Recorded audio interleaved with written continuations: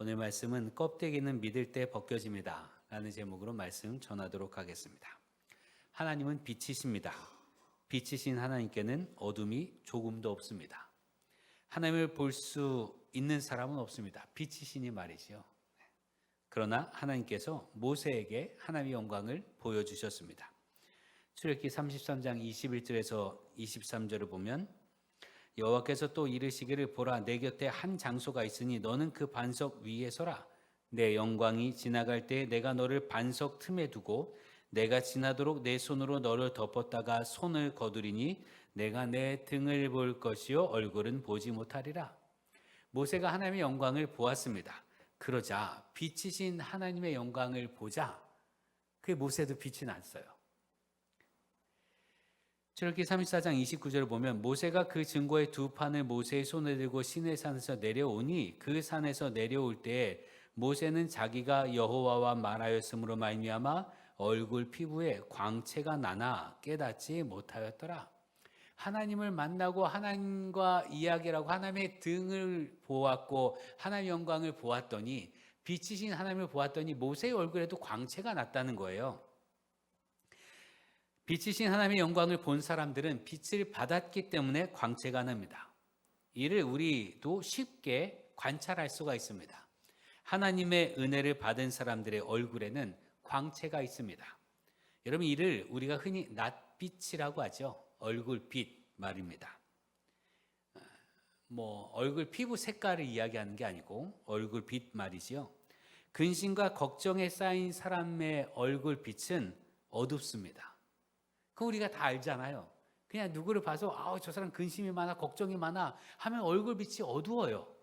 그래서 그 빛을 알 수 있단 말이죠. 그러나 하나님의 은혜로 내적인 기쁨이 충만한 사람들의 얼굴빛은 밝습니다. 하나님의 은혜로 충만한 사람들의 얼굴빛은 밝습니다. 빛이 난다 이거죠. 왜요? 하나님과 함께이기 때문에 빛이 납니다. 빛이신 하나님과 함께하기 때문에 그 빛을 우리가 그대로 발할 수 있다는 거지요.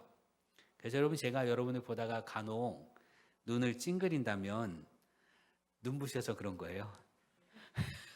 여러분 얼굴이 광채가 나서 눈부셔서 그런 거니까 제가 찡그린다면 기뻐하시기 바랍니다. 내가 은혜로 충만하다는 증거니 말이지요. 그런데 이 빛이요 영원한 게 아니에요.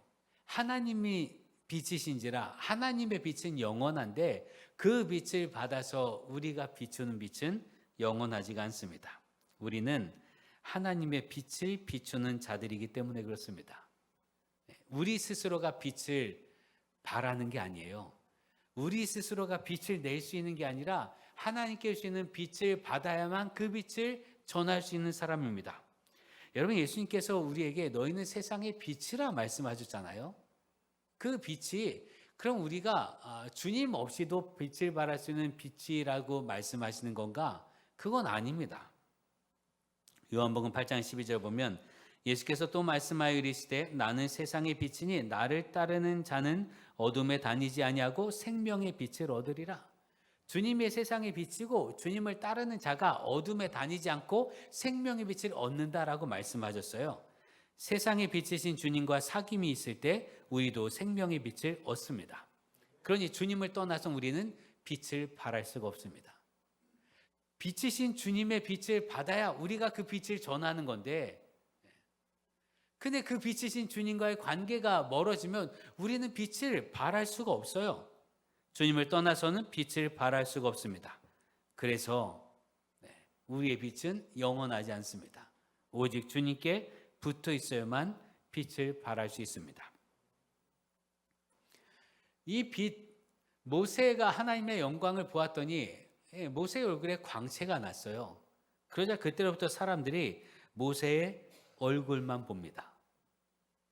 모세의 얼굴에 빛이 있으면 그래 저건 하나님이 함께 하시는 거지. 모세의 얼굴에 빛이 사라지면 하나님이 함께 하지 않는 거잖아요. 출애굽기 34장 35절은 이스라엘 자손이 모세의 얼굴에 광채를 봄으로 모세가 여호와께 말하러 들어가기까지 다시 수건으로 자기 얼굴을 가렸더라 라고 기록하고 있습니다. 이스라엘 백성들이 모세의 얼굴에 광채만 보는 거예요. 모세의 얼굴빛만 보는 거예요. 근데 모세가 얼굴빛이 비쳤을 때 언제 비쳤습니까? 하나님과 만났고 하나님의 영광을 보았고 모세가 산에서 내려올 때 십계명 두 돌판을 가지고 내려왔단 말이에요. 그리고 십계명 그 두 돌판이 핵심이에요. 하나님의 말씀이 핵심입니다. 하나님 말씀을 전하는 것이 핵심인데 사람들이 그 돌판 하나님 말씀에는 관심이 없고 모세 얼굴에 광채가 나니까 희한하단 말이지요. 그것만 보는 거예요. 그래서 모세는 수건으로 얼굴을 가렸습니다.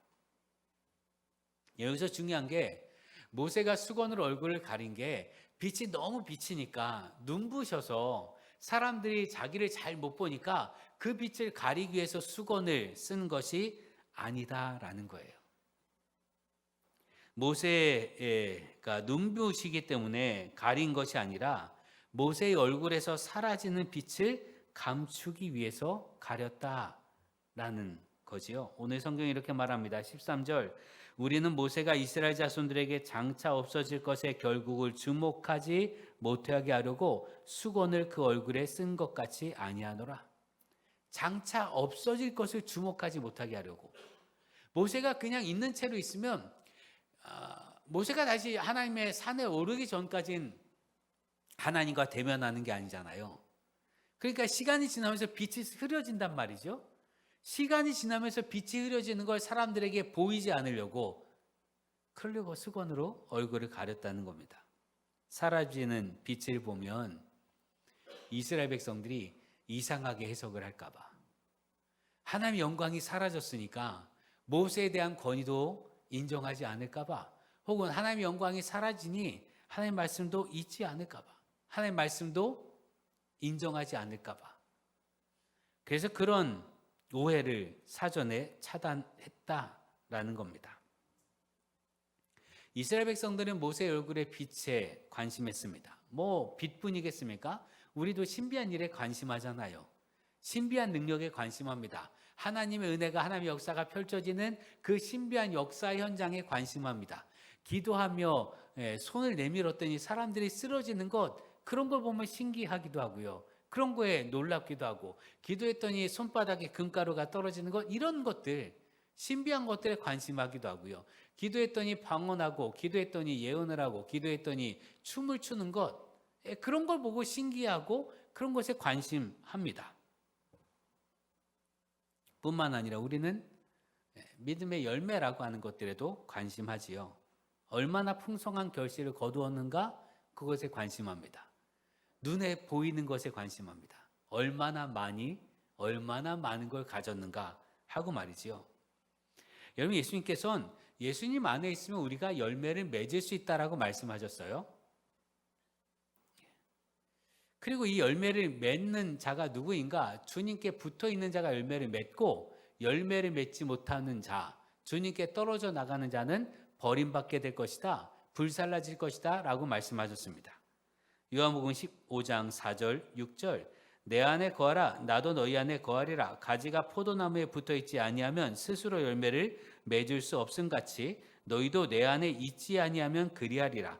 사람이 내 안에 거하지 아니하면 가지처럼 밖에 버려져 마르나니 사람들이 그것을 모아다가 불에 던져 사르느니라. 열매를 맺지 못하면 불살라진다는 거예요. 그런데 우리는 이 열매에 관심을 합니다. 열매가 있어야 예수님 안에 붙어 있다라는 증거가 될 것이고 열매가 없으면 예수님 안에 붙어 있지 않다는 증거이니 이 열매가 우리의 관심사고요. 이 열매가 믿음, 신앙생활의 이른바 기준이 됐단 말이죠. 판단하는 기준. 얼마나 잘 믿고 있느냐, 하나님이 그 사람을 진짜 사랑하느냐, 그 판단 기준을 열매에 두었단 말입니다. 막스 베버는 프로테스탄티즘의 윤리와 자본주의 정신에서 칼뱅주의자들이 열심히 노동하고 검소하게 생활하며 축적된 부를 통해서 자신이 구원받았음을 확신하려 했다라고 주장합니다. 열심히 일하고 검소하고 그러면서 부가 쌓이면 하나님 나를 구원하신 거다. 이렇게 생각했다는 거예요.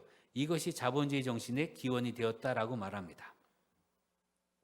하나님께서 주신 부자가 된 것 말이죠. 성공한 것. 그것을 통해서 하나님의 선택을 받았다고 확인했다는 뜻입니다. 경제적인 풍요, 부자가 된 것, 성공한 것을 예수님께서 말씀하신 열매로 이해했다라는 뜻이기도 합니다. 생각이 여기까지 미치게 되면 이제 심각해지지요. 가난한 사람, 세상에서 실패한 사람, 승진하지 못한 사람, 대입에서 불합격한 사람, 대기업에 취업하지 못한 사람, 그 사람은 믿음이 없는 거예요. 믿음을 통해서 열매를 맺는다 하셨고, 그 열매를 통해서 하나님이 그 사람을 사랑한다는 증거로 생각했다는 거죠. 그래서 이것이 열매를 뭘로 확인할 수 있는가? 이것을 경제적인 부와 성공, 눈에 보이는 성공과 성취로 생각했다는 겁니다. 그러다 보니 성공하지 못하고 가난한 사람은 하나님께 버림받았거나 혹은 그들이 믿음이 없다는 증거 아닌가? 여기까지 나아가게 된다는 거예요. 이는 하나님의 뜻과 어긋난 해석 아니겠습니까? 성공과 부가 신앙의 결과일 수는 있지만 신앙의 본질은 아닙니다. 여러분, 혹 우리 삶을 살아가다 보면 잘 될 때가 있고 안 될 때가 있잖아요. 잘 나갈 때가 있고 잘 못 나갈 때가 있습니다. 성공할 때가 있고 실패할 때가 있고, 매번 하는 것마다 잘 되는 때가 있고 어느 때는 했는데 잘 안 될 때도 있습니다. 여러분, 지금 우리가 혹 실패를 경험하고 있다면 그 실패는 우리 믿음이 없기 때문이 아닙니다. 도리어 바로 그 실패의 그 현장에서 하나님께서 일하시기 위한 조건이 갖춰졌음을 믿으시길 바랍니다. 우리의 실패의 자리는 하나님께서 역사하실 조건이 갖춰진 거예요.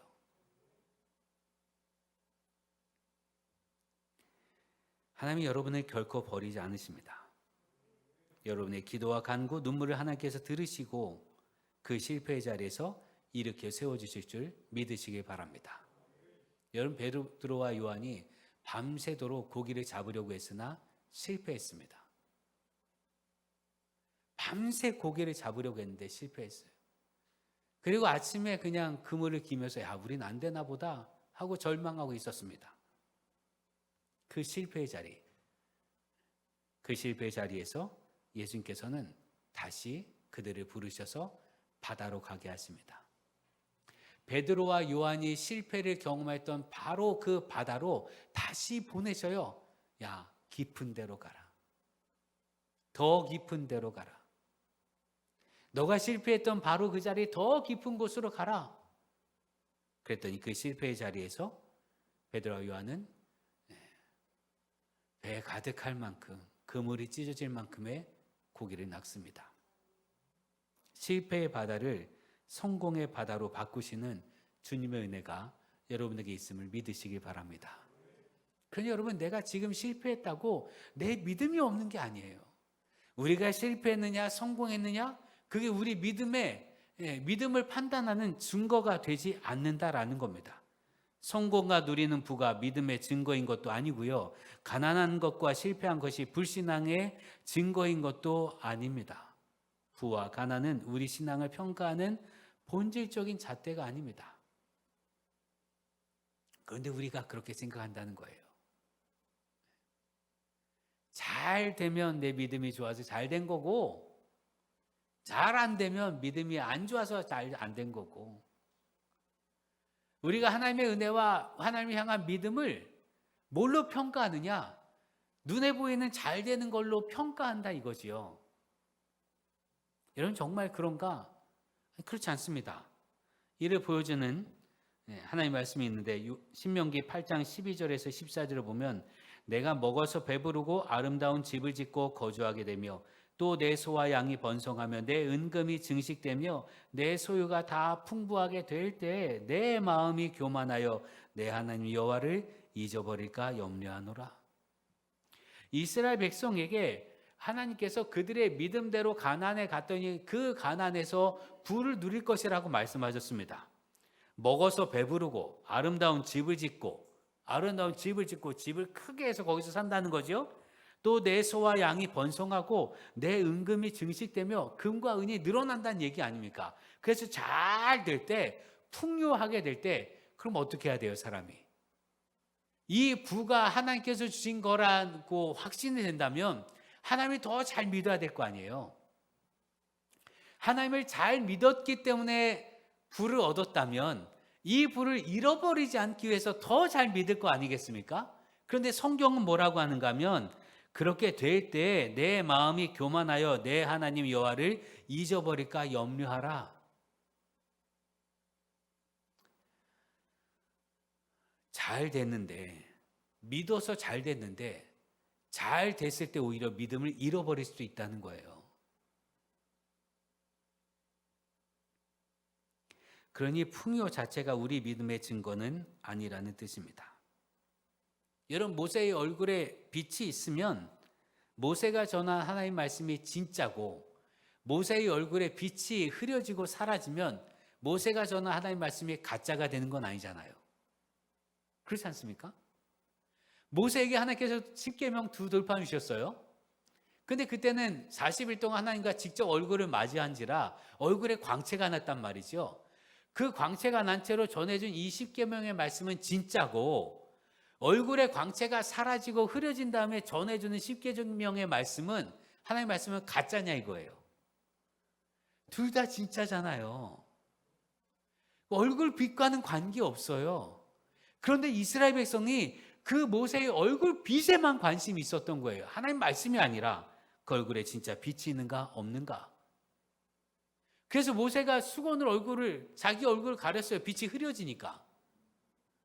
그럼에도 불구하고 이스라엘 백성들이 모세가 앞에 설 때마다, 이스라엘 백성 앞에 서서 하나님 말씀을 전할 때마다 이스라엘 백성들이 관심했던 건 모세의 얼굴에 있는 수건이었단 말이에요. 하나님 말씀이 아니라.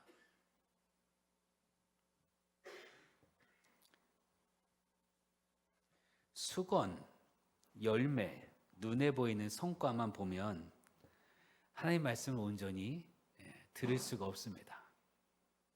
수건, 열매, 눈에 보이는 것들만 보면 하나님을 온전히 믿을 수가 없어요. 오늘 성경은 말합니다. 14절 15절에 그러나 그들의 마음이 완고하여 오늘까지도 구약을 읽을 때 그 수건이 벗겨지지 아니하고 있으니 그 수건은 그리스도 안에서 없어질 것이라. 오늘까지 모세의 글을 읽을 때 수건이 그 마음을 덮었도다. 주님의 말씀을 읽는데 수건이, 열매가 그 마음을 덮었습니다. 주님의 말씀을 읽는데, 이 말씀을 읽는데 우리가 갖고 있었던 그 생각 있잖아요. 아, 그래, 모세가 하나님을 본 증거가 모세 얼굴에 빛이지. 그럼 그 빛이 있어야 진짜지. 혹은 주님 말씀하신 것처럼 주님 안에 거하면 열매 맺는다고 했으니 열매 있는 게 진짜지, 열매 없으면 가짜지 라고 하는 그 생각들, 그 생각으로 주의 말씀을 읽고 주님을 향한 믿음을 가지려고 하면 왜곡이 있다 이거예요. 오늘까지 모세의 글을 읽을 때 수건이 그 마음을 덮었도다. 눈에 보이는 성공과 부와 열매, 모세의 얼굴빛 또는 수건은 우리가 벗어야 할 것입니다. 본질적으로 우리가 생각할 것은 온전한 믿음인데, 주님 안에 거하는 것이 핵심인데, 여러분, 예수님께서 말씀하신 내 안에 거하면 열매를 맺을 것이다 라고 하셨을 때 여기서 중요한 방점이 찍힌 건 열매가 아닙니다. 주님 안에 붙어 있는 거예요. 나는 포도나무고 너희는 가지니 너가 내 안에, 내가 너희 안에 붙어 있으면 너희는 열매를 많이 맺을 것이다. 그리고 하나님의 칭찬을 받을 것이다 라고 말씀하셨는데, 이때의 핵심은 열매가 아니라 주님 안에 붙어 있는 거예요. 그런데 우리가 열매만 관심하니 주님 안에 붙어 있는 것에 대해서는 정말 관심하지 않게 된단 말이죠. 그러면 신앙에 왜곡이 생깁니다.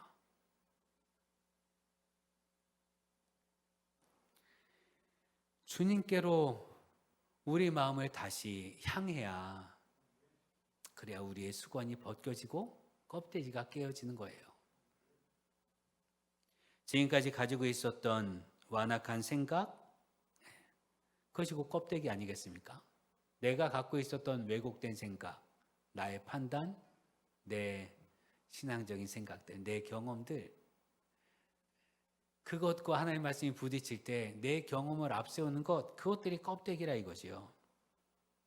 여러분, 이스라엘 백성들이 껍데기가 어떻게 벗겨졌는지 가장 극명하게 보여주는 게 광야예요. 신들의 나라라고 별명이 지어졌던 나라가 이집트입니다. 신들의 나라. 이집트에서 그만큼 이스라엘 백성들은 많은 우상을 보았습니다.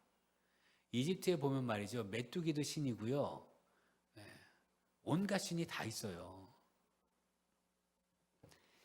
이스라엘 백성이 400년 동안 혹은 430년 동안 노예 생활을 했으니까, 430년 동안 이집트에 살았으니까 얼마나 많은 그 우상의 문화에 몸이 뱄겠어요. 그러니까 그들이 생각하는 하나님, 그들이 생각하는 신은 이집트에서 보았던 그 신들이 다예요. 그러니까 하나님께서 구원하시고 신의 산에 있을 때 그들이 무슨 짓을 합니까? 금으로 황소상을 만들고 이 황소가 너희를 이집트에서 이끌어낸 신이다 라고 얘기했잖아요. 그만큼 그들은 그들의 경험과 그들의 문화 속에 우상에 완전히 사로잡혔어요. 그런데 이게 언제 깨어집니까? 아무것도 없는 광야에서 깨집니다. 아무것도 없어요, 광야. 전적으로 하나님만을 찾을 수밖에 없습니다. 하나님을 의지해야만 살 수 있는 곳이 광야입니다. 하나님을 떠나선 살 수 없는 곳이 광야입니다. 그동안 그들의 생각 속에 있었던 건 우상이에요. 눈에 보이는 것들, 이거 없으면 안 될 거라 생각했는데 그건 아무것도 없었단 말이죠. 아무것도 없어요. 바로 그곳에서 그들의 경험 속에 있었던 수건과 껍데기가 깨어지고 하나님만이 우리 하나님이시다. 그 믿음의 고백을 하게 된 게 광야라는 거지요. 여러분, 우리를 지켜줄 거라 여겼던 수건을 벗으면 진리와 생명 되시는 주님이 보이십니다. 바울이 말한다. 16절, 그러나 언제든지 주께로 돌아가면 그 수건이 벗겨지리라. 주는 영이시니 주의 영이 계신 곳에는 자유가 있느니라. 이집트의 부나 가나안의 풍요나 로마 제국의 허영은 우리가 따라야 할 것이 아니에요.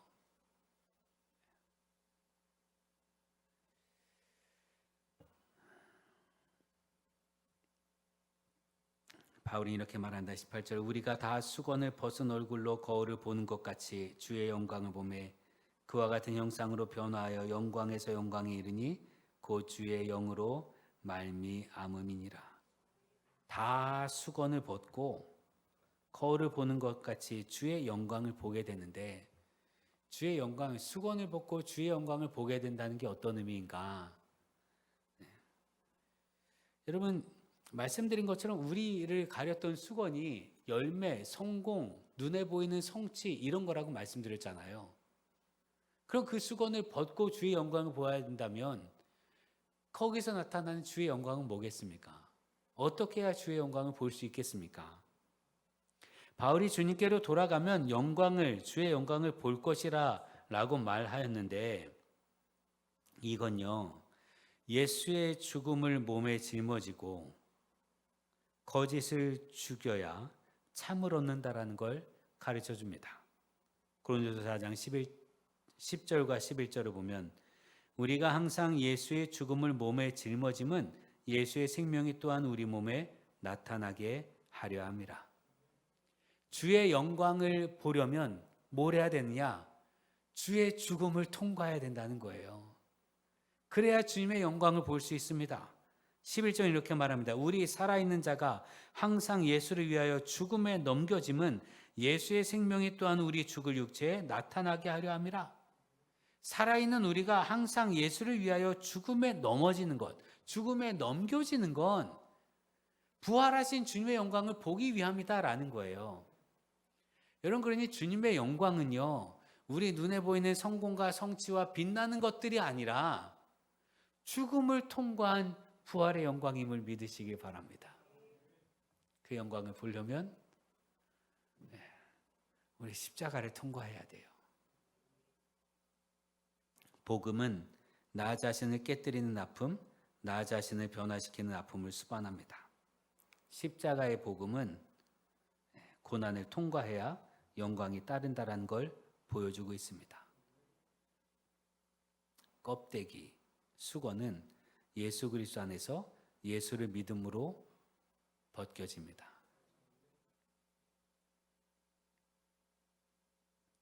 그 껍데기는 눈에 보이는 화려한 것들인데 그것이 벗겨지면 고난과 십자가를 통과하는 그 길을 가게 합니다. 눈에 보이는 화려한 것을 쫓아가는 인생이 아니라 고난과 십자가를 쫓아가는 인생이 되게 하십니다. 그를 통해 그리스도의 고난을 통과하여 그리스도의 영광이, 주님의 빛이 우리 가운데 비치게 될 줄 믿으시기 바랍니다. 여러분, 그러니 그동안 우리 혹 내 신앙과 내 믿음을 판가름했던 것, 내가 믿는가 믿지 않는가, 잘 믿는가 덜 믿는가를 판결하려고 했던 눈에 보이는 잘 되는 거, 그거 포기하고 그거 벗어던지고 오늘 내 삶에서 내가 주님을 따르겠습니다. 영광을 추구하는 인생이 아니라 먼저 십자가를 생각하는 내가 되겠습니다. 부활의 영광을 쫓기 이전에 십자가의 고난을 따르겠습니다. 결단한 우리 되기를 바랍니다. 여러분, 그렇게 하여 여러분의 있었던 수건이 벗겨지고 그리스도의 영광을 직접 몸에 짊어지고 살아가는 부활의 영광 속에 거하는 우리 되기를 기도합니다. 기도하겠습니다. 구원의 주님, 우리 시선이 오직 주님을 향하게 하여 주옵소서. 주님만을 바라봄을 통해 내가 의지했던 것과 내가 정답이라 여겼던 것들을 내려놓게 하여 주옵소서. 주님을 바라봄으로, 오직 주님만을 바라봄으로 우리의 껍데기와 수건이 벗겨지게 하시고 우리 존재가 변하여 주님을 닮아가는 자들 되게 하여 주옵소서. 우리 존재가 그리스도의 고난에 동참하는 참으로 주님의 사람들 되게 하옵소서. 십자가를 통과하여 주님의 부활의 영광에 이르는 우리 되게 하옵소서. 예수님의 이름으로 기도합니다. 아멘.